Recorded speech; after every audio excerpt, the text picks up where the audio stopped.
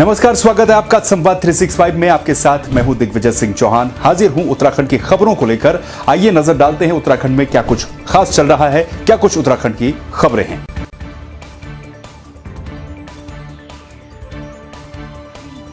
द्वितीय केदार भगवान मद महेश्वर की चल विग्रह उत्सव डोली रविवार को अपने शीतकालीन गद्दी स्थल ओंकारेश्वर मंदिर ऊखीमठ में विराजमान हो गई। ओंकारेश्वर मंदिर ऊखीमठ में भक्तों ने सादगीपूर्ण ढंग से भगवान की डोली के दर्शन किए और आशीर्वाद लिया। भगवान मद महेश्वर को बूढ़ा मद महेश्वर की डोली में बिठाकर मंदिर की परिक्रमा की गई। भगवान मद महेश्वर की डोली के ओंकारेश्वर मंदिर ऊखीमठ में स्थापित होते ही शीतकाल के लिए बाबा की पूजाएं भी शुरू हो गयी। हिमालय के उत्तुंग शिखर पर विराजमान भगवान द्वितीय केदार मदमेश्वर जी के 19 नवंबर को कपाट बंद हुए। भगवान शिव समाधि में लीन हुए और भगवान का जो उत्सव विग्रह मूर्ति है, भोग मूर्ति है, 4 दिन की दिव्य पैदल यात्रा के बाद अनेक पड़ावों से भक्तों को दर्शन देते हुए अपने गद्दी स्थान ओंकारेश्वर मंदिर ऊखीमठ में आज आ चुके हैं। और दिव्य मेला यहाँ पर आयोजित किया जाता है, जिसको मदमेश्वर मेले के नाम से प्रसिद्ध है। और सभी श्रद्धालुओं को भगवान अपना आशीष देते हुए, भगवान का आशीर्वाद भक्त लेते हुए इस दिव्य मेला को संपन्न करेंगे।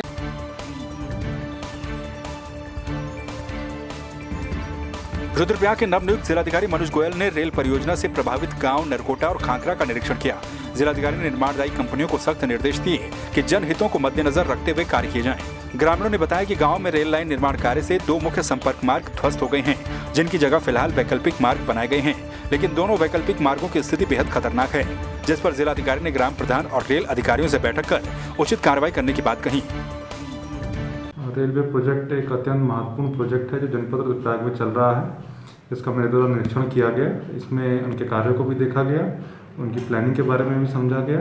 मौके पे कुछ ग्रामीणों के द्वारा, ग्राम प्रधानों के द्वारा, जनप्रतिनिधियों के द्वारा कुछ समस्याओं के बारे में भी बताया गया, जिनको सुनकर संबंधित कार्यदायी संस्था को उचित निर्देश दिए गए हैं, जिसमें उनको ये निर्देश दिए गए हैं कि समस्याओं के समाधान हेतु आवश्यक कदम उठाएंगे और इस प्रकार का जो भी कदम उठाएंगे उसकी रिपोर्ट इस कार्यालय को भी उपलब्ध करवाएंगे।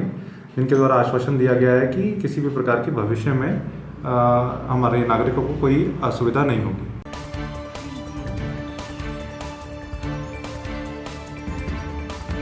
पोखरी में रविवार शाम को 5 बजे एक लोडेड ट्रक बैक करने के चक्कर में हादसे का शिकार हो गया। बिनाकधार पोखरी में ट्रक सड़क से करीब 30 मीटर नीचे आवासीय मकान में जा गिरा। हादसे में घायल हुए ट्रक चालक की अस्पताल में इलाज के दौरान मौत हो गई।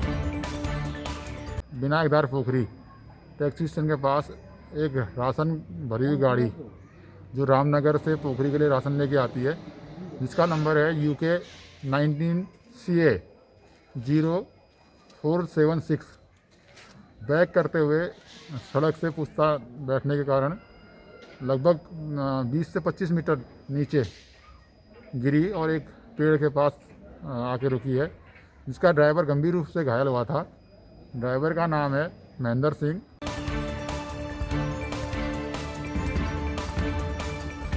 टिहरी का सामुदायिक स्वास्थ्य केंद्र बेलेश्वर यूं तो अपनी लचर व्यवस्थाओं के लिए चर्चाओं में रहता है।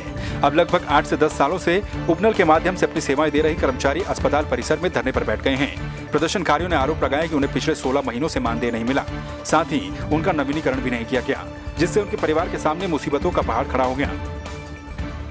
हम लोग विगत 8-10 वर्षों से यहाँ पे लगातार सेवाएं देते आ रहे हैं स्वास्थ्य विभाग सामुदायिक स्वास्थ्य केंद्र बेलेश्वर में।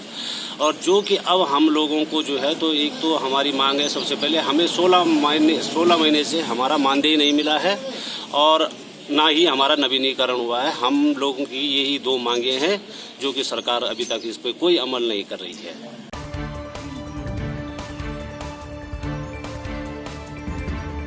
टिहरी गढ़वाल के देवप्रयाग विधानसभा के पूर्व विधायक और पूर्व शिक्षा मंत्री प्रसाद नैथानी ने राज्य में स्कूलों को बंद करने की मांग उठाई। उन्होंने कहा कि बच्चों और शिक्षकों के हित में सरकार तत्काल स्कूलों और आवासीय स्कूलों को बंद करे।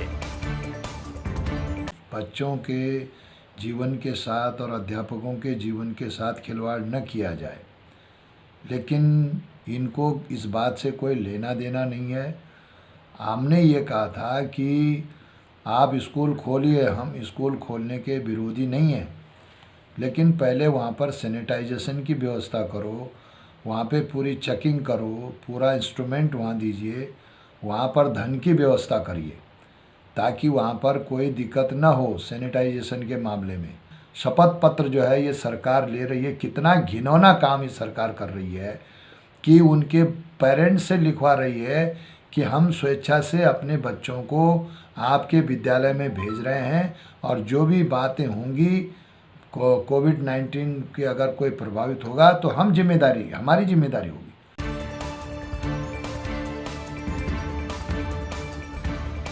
थराली लोक निर्माण विभाग के द्वारा 2 साल पहले बाजार क्षेत्र में जाम की स्थिति से निपटने के लिए केदारपगड़ में लगभग 20 लाख की लागत से बनाई गई पार्किंग शोपीस बनकर रह गई। आलम यह है कि 2 सालों से स्थानीय प्रशासन पार्किंग में एक भी वाहन पार्क कराने में पूरी तरह से नाकाम रहा है।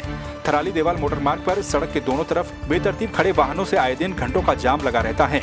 2 साल से बनी पार्किंग में गाड़ियां पार्क नहीं की जाती हैं। तो आपने देखा उत्तराखंड में क्या कुछ खास चल रहा है, क्या कुछ उत्तराखंड की खबरें रही। एक बार फिर से आपके सामने हाजिर होंगे उत्तराखंड की कुछ और खबरों के साथ। तब तक के लिए आप बने रहिए संवाद 365 के साथ। नमस्कार।